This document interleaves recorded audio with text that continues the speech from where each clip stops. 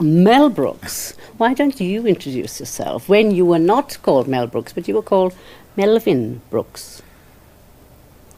Hi, Mavis. Hi. I was a little boy in the mountains, the Borscht Belt, the resort areas around New York City. And all the comics had their little signature songs. Donna Pell, his was, "My name is Donnie, they say I'm funny," something like that. Yeah. Mine was, "Here I am, I'm Melvin Brooks." Do you want to hear it really? Yeah. Really? Yeah. Okay. I'm rising. I don't mean to be rude. Yes. Here I am, I'm Melvin Brooks. I've come to stop the show. Tempo, just a ham, whose mine is looks, but in your hearts I'll grow. I'll tell you gags, sing your song, snappy little nappy tune and roll along. Out of my mind, won't you be kind and please love Melvin Brooks. That was my opening song, believe it or not. And right after that, the show went downhill. Yes. But listen, that was when you were what age? Oh, 11.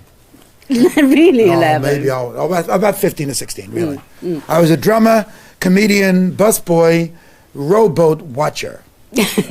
But you know, when you were as young as that, to go out, stand up and do that and say, "I'm Mel Brooks," I'm them, took a hell of a lot of courage, didn't it? It did. It took a lot of nerve. It took a lot of stupidity, too, I'm afraid. Because, Baba, are you on me?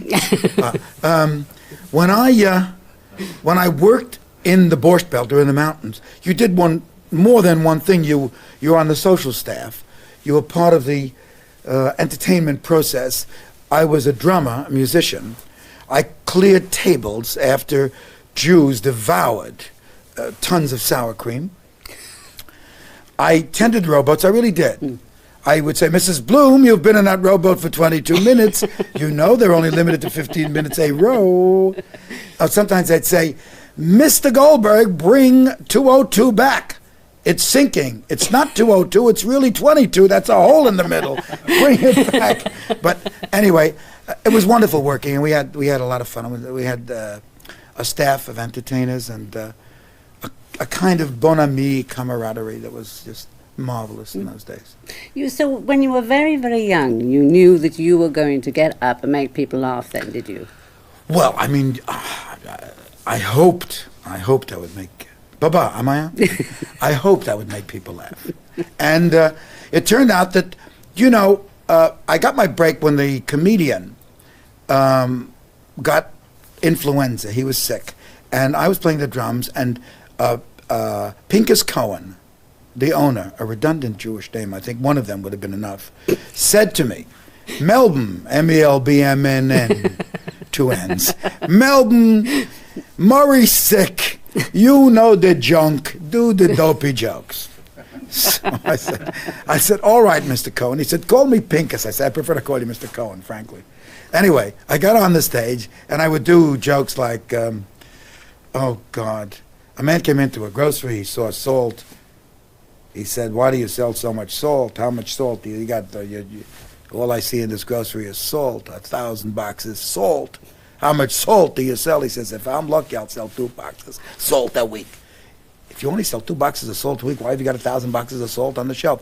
And he would say, "I can't sell salt, but the guy that sells me salt, boy, can he sell salt." Those were the jokes, folks. And I wasn't crazy about the jokes, so I began writing my own material. And I met Sid Caesar, who played saxophone and was very funny in another resort. And then after the war, Sidney called me and said, "I'm doing a thing called television." I said, "What's that?" He said, "It's radio with pictures or something." I said, "Radio with pictures." I said, "Be careful, graven images. I mean, once it captures your image, it might not let it go. And then people would stick pins in you or something." He said, No, it's all right." So, at any rate, I began to write the show of shows, the Sid Caesar Show, which was a wonderful experience. So many talented people. Yeah, but which is the hardest talent there? Writing, surely. Writing is much harder than getting up and Writing telling is the jokes. hardest, and I think, Mavis, the most rewarding. To take from the world, to observe, to coalesce the vapor, and then put it into characters and that interrelate in a story. That's really thrilling. I think writing is the most fun. Writing in a girl named Sheila who lives in Cincinnati, that's the most fun. Don't tell my wife. Right. Now, we've got a clip of your film because you're in London and we know it, don't we? Because you've been on every show going. Yes, I have. Some I get paid and some I don't. What about this one? Are you going to get paid? Okay. Yeah. No. Mavis, can I ask you a personal question? Have you seen To Be or Not to Be yet? Yes. And from the bottom of your heart, if you didn't like it, please tell me. No, it's extremely good-humoured and funny. And it made me very pleased to have seen it. And that's quite nice, isn't it? Yeah. Because sometimes you can come out of a film and it's washed over you, really. No, You know, I it's came true. out and I You felt... can go to a movie and laugh and laugh and laugh and then walk out and say it's nonsense and dismiss it. But I think that To Be or Not to Be fills your heart and your soul with something that you take with you. It's a loving tribute to actors, isn't it? Why did you, though, remake it? Because it was made before, was it? With Jack Benny, with Carole Lombard? It was a lovely little black and white movie that was made in 1942 by a giant, by a wonderful filmmaker, Ernst Lubitsch. And I thought, what a wonderful vehicle for Anne Bancroft and Mel Brooks. I mean, the last good vehicle we had was a Range Rover. I mean, you know. No, but seriously, I thought, you know, what good parts.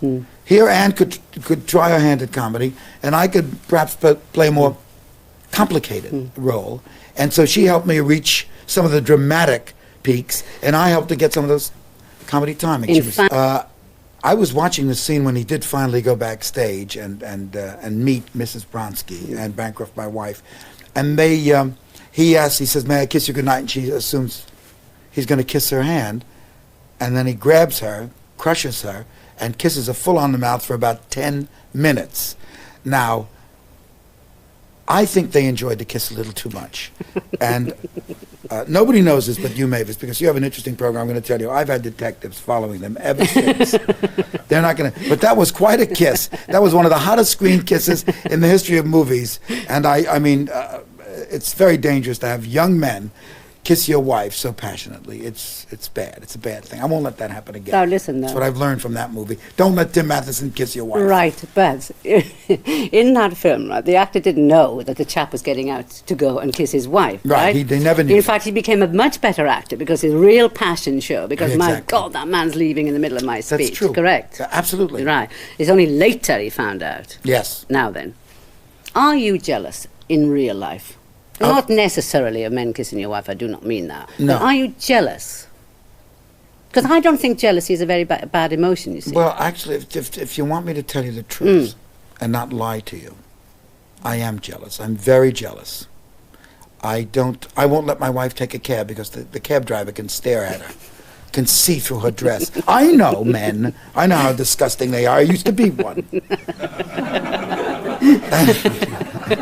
No, actually, I mean, what can you do? My wife is a beautiful one. She's ravishingly beautiful in this very film. Beautiful. She is. And she's attracted, attractive to men. What can I do? I mean, I can't do much about it, so I have these detectives watch her. That's all I can do. All right. I pay them $50 an hour. So you're not going to take me on. You're not going to let me get the benefits of your wisdom by telling me whether you're jealous or not, really. Let me tell you about men and women. I don't know if I can say this on the air. I'm going to wax philosophically. It may turn out to be dirty. But I'm going to tell you. Women are very strange creatures. They're the most wonderful creatures that God ever made. Except for tropical fish, who are just very beautiful too. But anyway, women are very strange. If you say to a woman, "May I, could I?" they say no. You say, "But please, I want..." No, don't you dare. No. You say, "I just want to..." No. Could I, I just want... No. No tongues. No tongue, because you can have a baby that way. Right. So they don't let you touch any part of them. They don't let you kiss them. You go out on a date, you shake hands goodnight, and that's very nice. Finally, after 7 years of this, they succumb to some passion. And they allow it to happen. The next day you say, "Should we go to the movies?" They say, "Let's do it." You say, want to take a walk? They say, no, let's do it. You say, let's eat a banana. They say, no, let's do it. I mean, once they've fallen, that's all they want to do. I mean, they don't do it, they don't do it, they don't do it, they won't do it. They finally do it, and that's all they want to do is do it. I mean, they're very strange. I mean, I've done it once, that's enough. I mean, now I like a walnut, I like a banana, I like different things, you know. I like to take a ride in a yellow Buick. I don't want to do it all the time. But women, once they've fallen, once they're fallen creatures, that's all they want to do. Very strange, very strange. I love them. I really like them. If somebody were to ask me, and nobody is going to ask me, what is sexy about a man, right? Right. It is that a man has got to make me laugh, actually, in Mel Brooks. Mavis, we could have a 27-year affair. I'm telling you, things could happen in the back of a black Mercedes. I'm telling you, Mavis. If laughter is the thing that makes you succumb to a man's attentions, I mean, you could hang around me forever. I mean, I'd keep you in stitches. I'm not sure that it's that what makes you succumb. It's that what keeps you with the man. Oh, yeah. It's true, by the way. Waxing seriously. That a sense of humor is very important in any relationship. Husband and wife can stay together through thick and thin as long as they can have a jolly good laugh together. And they laugh, strangely enough, they have to laugh at the same things. I mean, they have to be on the same frequency, same wavelength, I think. And that's very important. But you know why I was asking about jealousy was when you were struggling, really, not so successful, not until 1974 when you, right? Mm-hmm. True.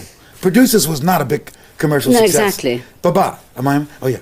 Neither was 12 Chairs. They both eventually got into the black or made money. But the first big success I had, major film success, was Blazing Saddles in 74, 75. Right. Now, up until then, though, you'd already married Anne Bancroft. Yes. She was already a very great star. I mean, much admired, isn't she? Much admired. Yes. And for very good reasons. Yeah, I think she's one of the best dramatic actresses in the world, both in theater and in film. And now she can play comedy. Yes, and in now the new film. She can. Now then, but at that time, a lot of men really don't like it if the woman is making more money than them, if the woman is more successful than them. How did you cope? Did you cope? Were you absolutely easy about it? Or did it distress you? I loved it. I loved it. She went out there. She worked all night. I knew when I was free. Listen, I knew she had to be at the theater. She had to be at the theater for makeup at 7:30.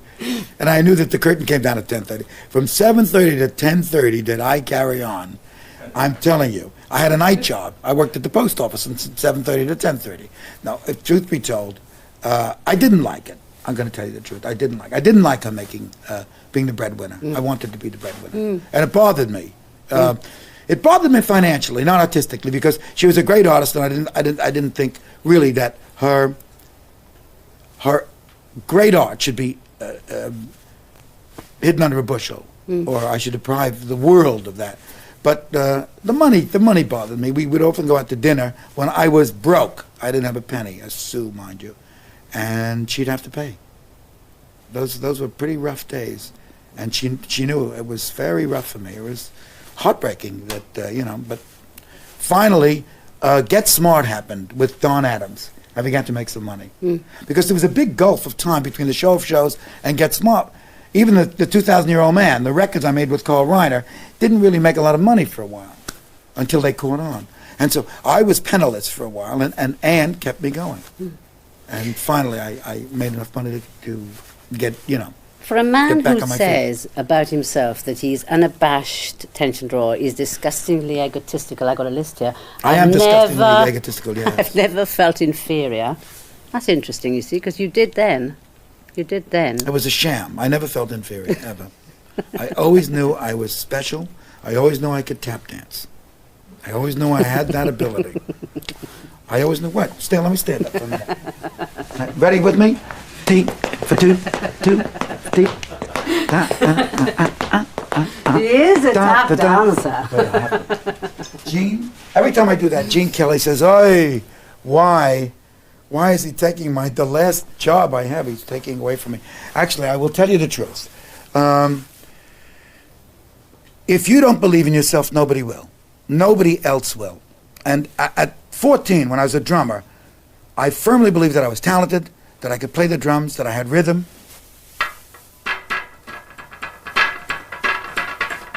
All right, I'm not getting the right sound from this table. But I can play anything. Tabletops. I couldn't play drums well, but I was very good on tabletops.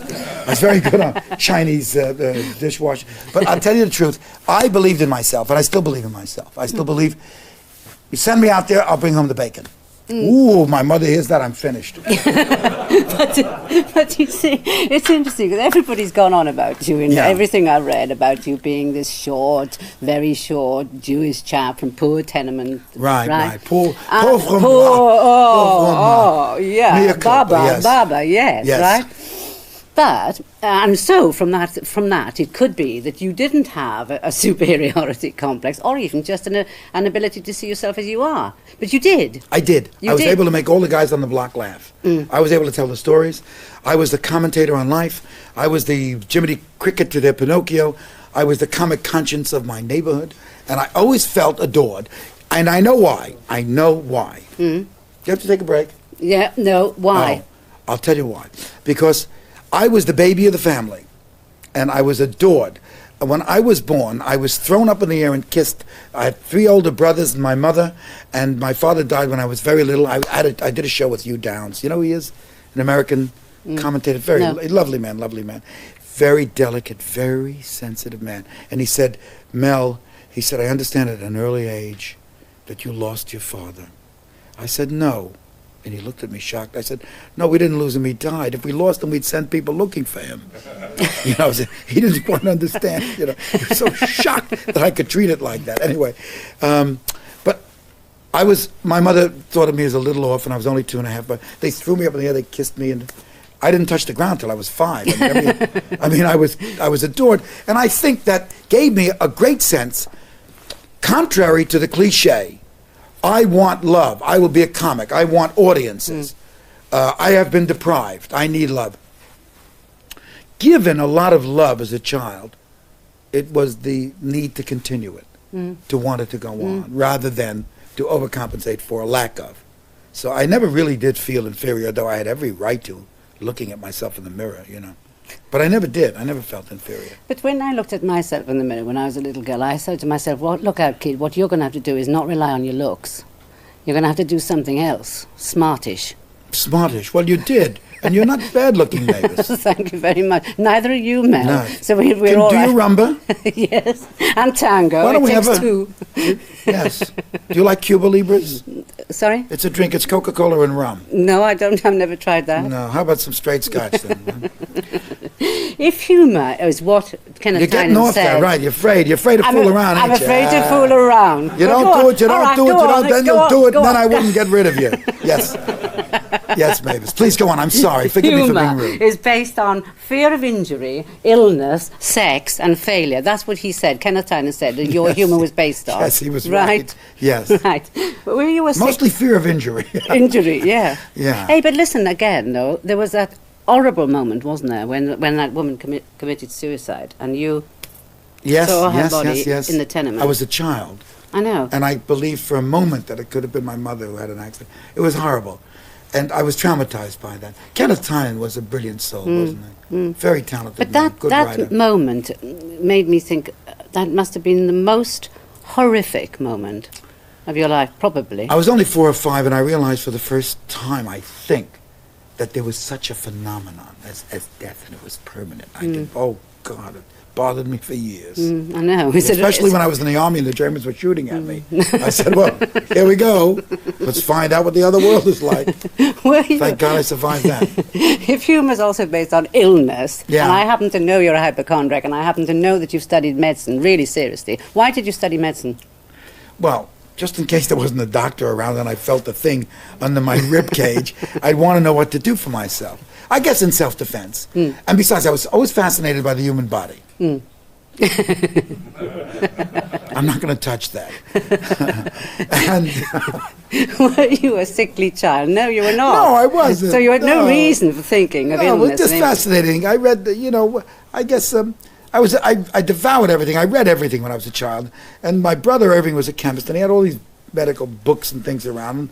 And there was Vesalius, a brilliant Italian who discovered really the blood flow, the circulatory system, arterial and venal, Vino. Sounds a good word. And then there was Grey and Grey's Anatomy, and I just read all this stuff and I liked it. How's your femur? My femur is all right at the moment, thank you. The femur is a bone. Right, it's a large bone. Correct. In your leg. Yes. How's your pancreas? My pancreas is lying well, right twixt my rib cage and just above my stomach. And what's the ideal shape for a pancreas? Well, the Isles of Langerhorn, which make up the pancreas, Isles of Langerhorn, H-A-A-A-N. There's 3 A's in the Isles of Langerhorn. Should be horizontal and very sweetly shaped. They're called sweetbreads, as a matter of fact. Well, I once had an X-ray, and they said it's just like a wonderful Thinks balloon. It is. It's in perfect condition at the moment. Well, that's very good. So that's very good. You know a lot about medicine. I'm like you. I told you, I'm a hypochondriac in that sense. I mean, I'm hardly ever ill, touch wood, keep for good. But I then look it up. You see, I don't know what to do today. Know. I'm superstitious like you, and there's no wood around anymore. I'm in an elevator. I say knock plastic. I made up knock plastic. Because you can't knock wood anymore. There's no wood anymore. You look around, you can't find wood. Look around the studio. If you don't say knock glass, chromium, or plastic, you're finished. I mean, you could die. Knock leather. That's something. Keep forever. Right. And then the head is your wood, though, isn't it? Yes, yeah. But listen, tell me now then. You go on from there to sex. Humor on sex. Mavis, do you use it? You do arrest not. Us. But you do not. You do not. Do you base it on sex? Not on porn.